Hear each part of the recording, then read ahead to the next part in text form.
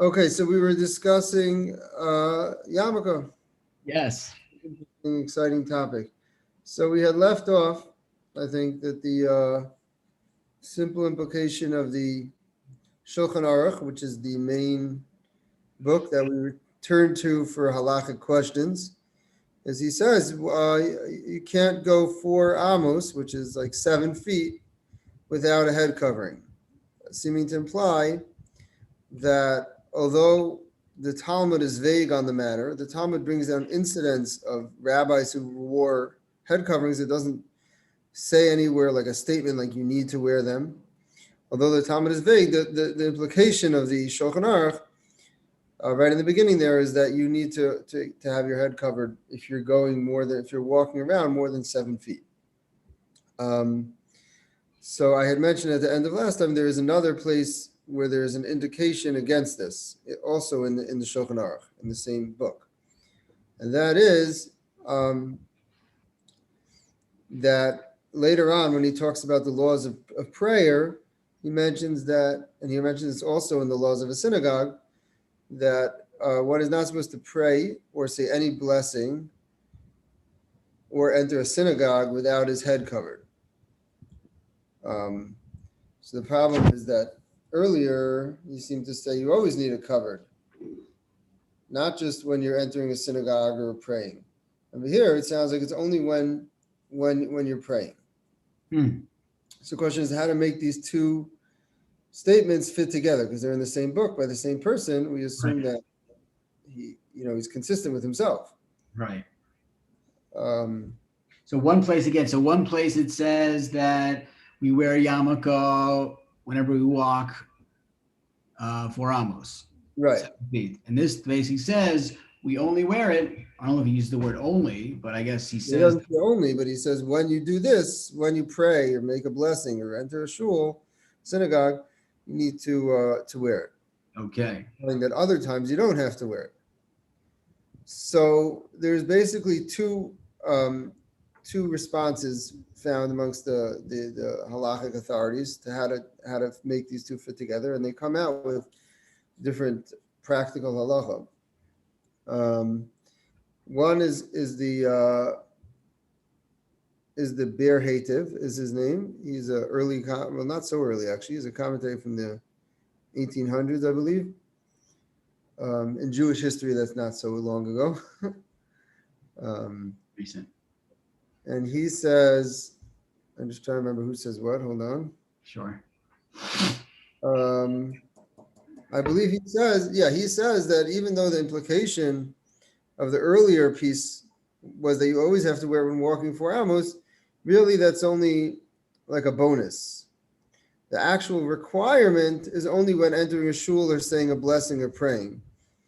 But it's not technically required when walking 4 amos. It's just recommended, or it's appropriate thing to do, or a nice thing to do. That's his approach. According to that approach, one would not be obligated to wear yarmulke except when praying or making a blessing or entering a shul. The other approach is from somebody known as the Pri Megadim. He was also in the 1800s, the latter 1800s, I believe, second half. And he says that if you look carefully in the beginning, when he said you can't, like we mentioned, you can't walk 4 amos without a yarmulke. But if you're staying in one place, you're not walking around, then you don't have to wear a yarmulke. It might still be a nice thing to do, but it doesn't say, the Shulchan Aruch over there doesn't say that you need to.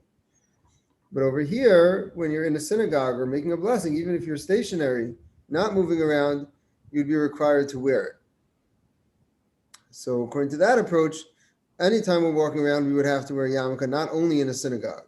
The special thing about a synagogue or a blessing is that one would have to wear it even if he's stationary, even if he's not walking around within the place or walking around while making a blessing. So those are the two approaches to answer this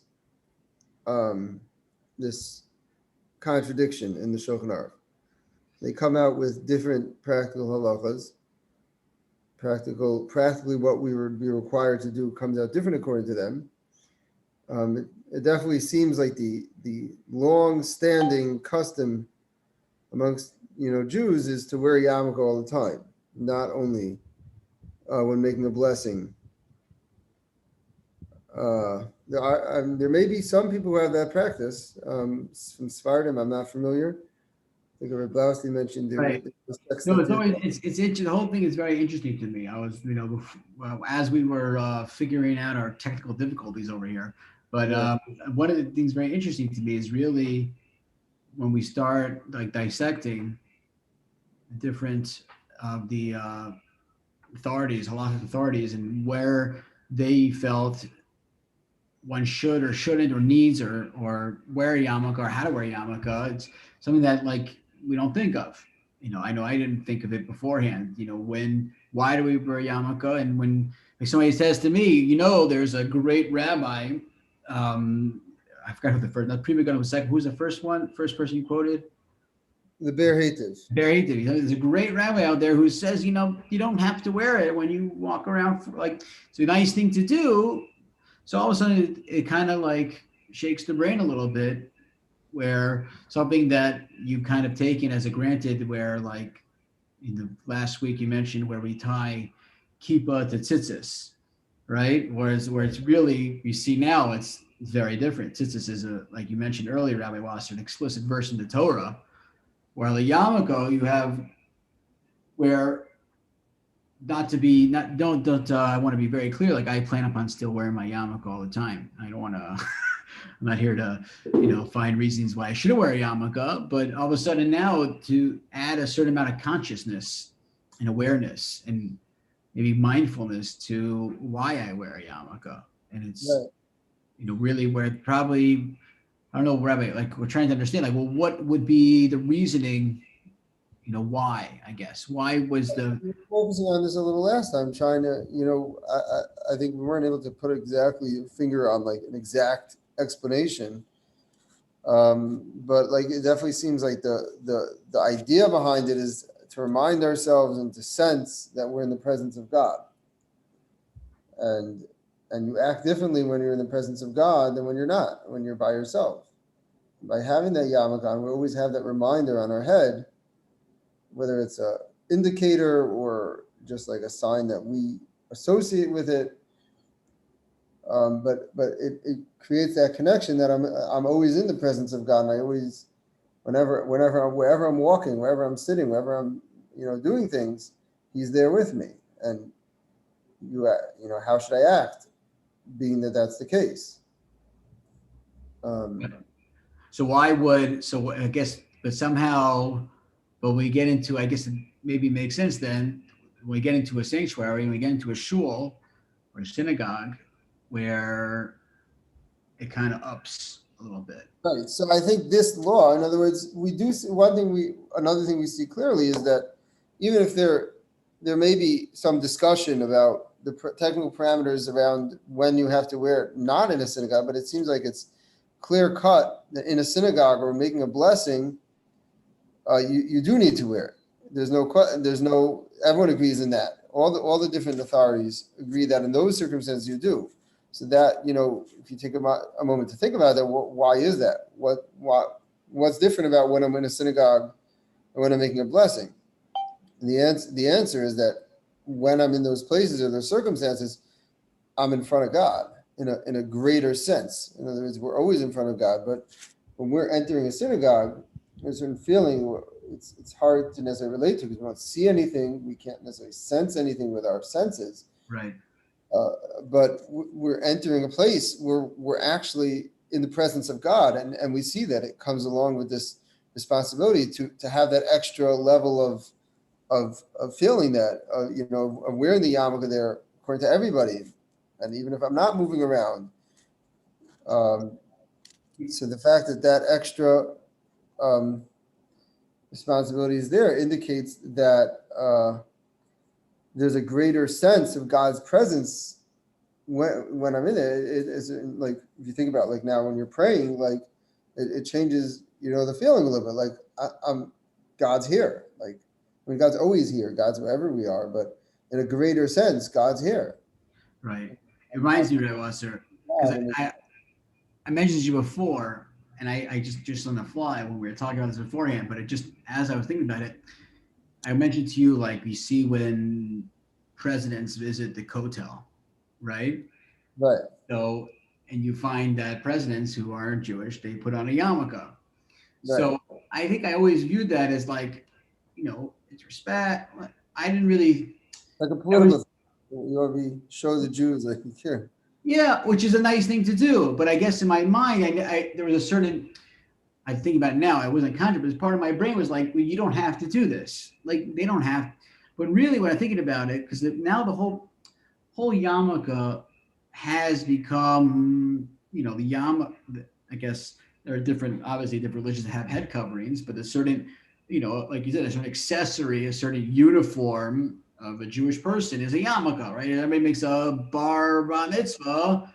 They make a yarmulke. They design a yarmulke. There's the yarmulke. People wear a yarmulke. You go to the kotel, you put on a yarmulke. And really, we think about now with the understanding of the yarmulke being either like a reminder of Hashem, or there's a certain humility that we have to cover our hair when we're in front of Hashem. So it really does make a lot of sense why, if a shul has a certain higher level of a saturated presence of God, where even according to opinions where you wouldn't have to wear it outside, but you come into what do you think? When you come into a shul where there's a Torah there, like of course you have to have. So then it really makes sense why anybody go to the kotel, there's just it means something. It means something to put on yarmulke. It's not just a sign of respect. Interesting, right?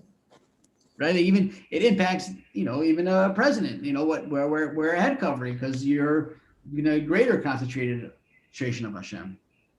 Yeah, and I'm just wondering now also, like, I mean, until, sometime in the 20th century, it was accepted practice all over the world, not just for Jews, to wear hats outside. When you look at baseball games in the 1930s, you'll see everybody wearing a hat. All the men are wearing a hat. Right. So maybe there was a certain feeling even, in the world in general, not just for Jews. Like, I think at that point, the world more or less was believed in God, Right. Wasn't a certain level of dress was certainly different back in those days. Where the yarmulke, like when did it turn? I was just thinking, I don't know, it's off the cuff, but when did it turn into a yarmulke? When did it turn into a cloth? Your head covering? Yeah, when did it turn into like a this? Like why it was a hat? I guess I don't know if they were wearing hats back in, when did a hat become a thing? Like a hat wasn't always a thing. Yeah, it's a funny thing because you're there. I actually saw when I was doing some research, I saw one of the commentaries known as the Taz, who lived in the 1500s, so we're talking about a while ago. So he talks about how you should wear, like when praying, you should wear the hat, and he says if it's onerous for you, it's hard, it's heavy, it's hot, whatever, and it's hard for you. He says you could cover your head with like a little like cloth garment, which sounds like a yarmulke. Or So handkerchief. just like he was saying, like everyone back then wore hats, but like it's disturbing your prayers or whatever, and like so you could wear the cloth garment, to help yourself focus better. Right, which is interesting. It's interesting because you remind me like took place to yarmulkes. It sounds like in the past it was mostly like hats or like a cloak over your head. Right. Which is really interesting, Rabbi, because you really put a highlight. Because like a yarmulke itself, I wonder if there's discussion, is this a holy object? Is there any holiness, intrinsic holiness? Like I was like a Torah is intrinsic holiness. Like a mezuzah has holiness, and even the thing that holds the mezuzah has a certain holiness to it. But I wonder with a yarmulke, because really all, like you said, a yarmulke is a cloth. It's a piece of paper. What about a hat? Let's say a hat, right? Is a hat holy? Right? Is there anything like if you drop a siddur on the floor? So I know many people, you dress a siddur or you drop a holy book on the floor, you pick it up and you kiss it, right? You got the inside is their holiness, like you certain, you certain amount, you want to kiss it because you, oopsies, I'm sorry, I dropped you, kiss it. Like, do we kiss? I don't think we kiss a Yeah, I yarmulke. mean, in general, there are three levels without getting too complicated. There are Right. things that we call items of holiness. That's the top level. The next level is items of a mitzvah, and then the third level would be maybe not either of those. So, like for example, and something that has God's name in it, like a Torah scroll Right. or tefillin, Right. the we wear on our arms and heads, which have parchments in them with God's name in it. Those are items of holiness. Those have like the highest level of respect have to be accorded to them. Right. Other things that are used for a mitzvah, but they're not considered holy in the same sense, such as lulav and Lulav. esrog and sukkot. We Right. use them for a mitzvah, but they don't have that same holiness. Right. God's name in them, and I don't know what else, if there is anything else besides having God's name in it that would make you in that upper category. We have different levels, sorry, of respect that they need to be accorded. I believe that tzitzis, fringes, are in that second category of items that are a mitzvah. Right. I don't think yarmulke is in there, as we're mentioning. It's not a mitzvah in the Torah to wear a yarmulke. Right. But I do believe we are supposed to accord it with a certain respect, since it does have this purpose, which is somewhat of a holy purpose of reminding yourself of God's presence. Right. Would you say the same thing about, let's say, your hat, Rabbi Wasser? It's funny. I never thought of my hat that way. I don't know. It's a good question. Why do we wear a hat, right? Some people, different sects of Judaism, I guess, they wear like the black hat when they're outside, when they're praying. Right. So I think it's associated with this general idea of reminding ourselves of God's presence. So does it? Would it? Right. But my old hats have been beaten to smithereens. I don't know. My original hats. Who knows? They've even the hat I have right now. So some would say I might need a new one or clean it. But I certainly don't treat my hat the same way I would treat my tzitzis or Torah. Like I don't. Right. I remember like not on the same level as tzitzis and Torah. The question is it any different than a yarmulke? right. I think also should have like a certain level of respect. Right.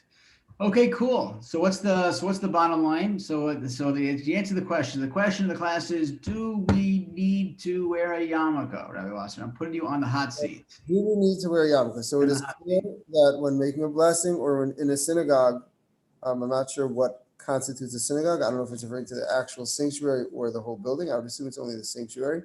Right. In a synagogue, let's assume the sanctuary, or when making a blessing or praying, one would be required to wear a yarmulke. That seems pretty clear.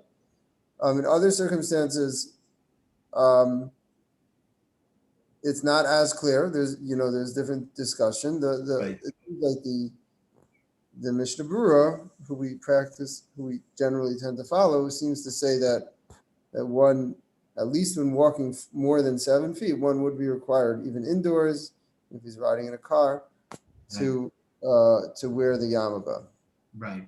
I think in a way, and it's definitely the accepted practice, amongst Orthodox Jews to wear that. Assuming there's where it becomes, I would say that it would be inappropriate in a sense for one who wants to follow the Torah ways not to wear it, because it is the accepted practice.